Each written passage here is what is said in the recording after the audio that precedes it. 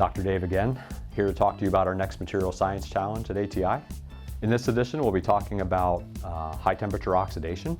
I'll get more into what that is in a minute, but ATI is a specialty materials producer. We are known and do our business on making materials that are lighter weight, higher strength, and perform well at high temperatures. Well, a common theme that underlines all of those materials, or nearly all those materials we produce, is their corrosion resistance in the applications that they go in. Today we'll talk specifically about that corrosion resistance at high temperatures, but first just discussion around what is corrosion resistance and how do we achieve it. So anyone that's seen iron or steel out in the atmosphere or out in the world, you see it rusts, right? Iron by itself and steel by itself is not very good at preventing itself from corroding because the oxide layer that it forms and it reacts with the oxygen in the air isn't very stable and isn't very protective of the surface. If you're familiar with titanium, very corrosion resistant.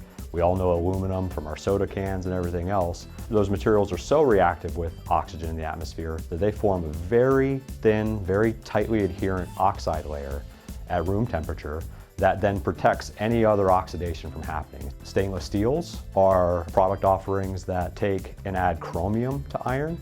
And in that addition, chromium forms a nice thin oxide layer on the surface of the iron without really changing the ductility and the strength that you want out of the iron alloys that you're making. And so stainless steels utilize that alloy addition to create the protective oxide layer on the surfaces to prevent corrosion. So why do we care about high temperature oxidation?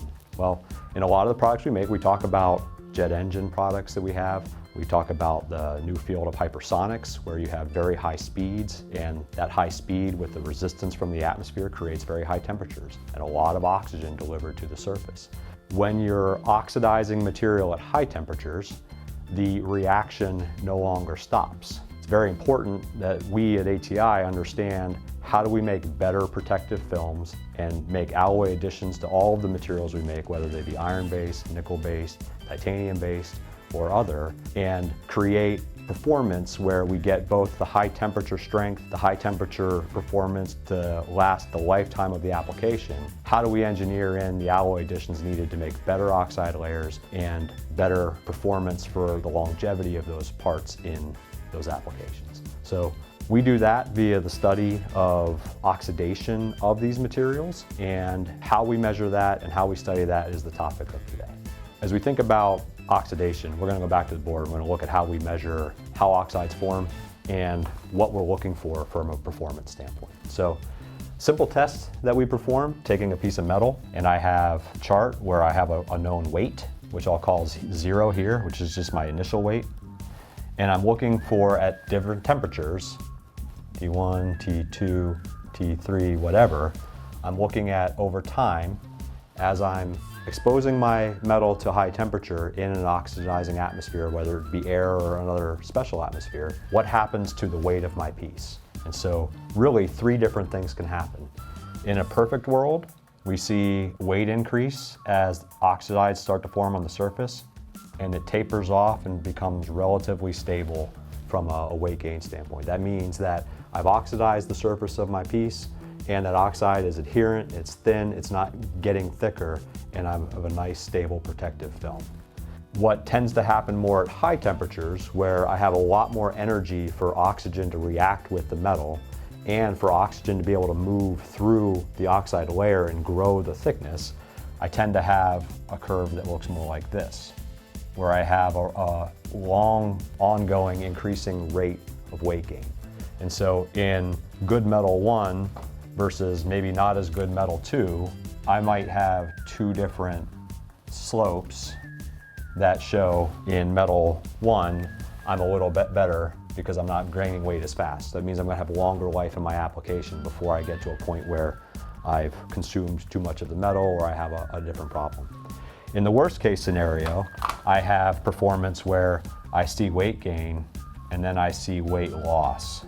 And what's happening here is I'm gaining oxygen and I'm forming that layer, but that layer is not stable. And that layer is actually spalling off and taking the metal with it. And so I'm losing weight because I'm losing metal from my piece as it reacts with the oxygen and spalls off and falls. So this would be my case with standard iron, where I'm rusting away and I'm losing, and eventually I run out of metal and I'm no longer safe for my application. So at the end of the day, what our focus is on is understanding, as we add certain elements to our alloys, how do we drive this kind of behavior and get as close to a stable long-term flat as a function of temperature and time as we can to make sure we have the longest life possible. So how do we do that? We do that primarily by taking all those elements that we talked about, like aluminum and titanium and chromium, and things that on their own form relatively good, stable oxides, but as their own metals, they don't really meet the strength or the ductility or the other requirements of performance we want. They generally are things we can relatively add into the alloys in different proportions to drive the performance we want on the surfaces. So ever at the forefront of innovation, ATI has recently developed and patented an alloy we call ATI 273. It's a new invention in the nickel alloy space, specifically designed to be a better oxidation-resistant performer at high temperatures. In this alloy, we employ chromium, aluminum, titanium, and tantalum, all to help develop both the high temperature strength performance that we want, but also to develop better high temperature oxidation resistance. So we employ specialized metallographic and microscopy techniques to understand what's actually forming at the surfaces. And in the case of ATI 273, what we're finding in this temperature range is that we're actually creating a chromium oxide layer at the outer surface, and that tantalum addition is creating almost an adhesion layer, real thin, right below that chromia titanate, and helping to keep that layer attached and adhered, and to prevent oxygen diffusion further into the material so we don't continue to grow that surface. So it's a really important discovery. The fun part about science in a lot of ways is you don't always know what you're going to find out.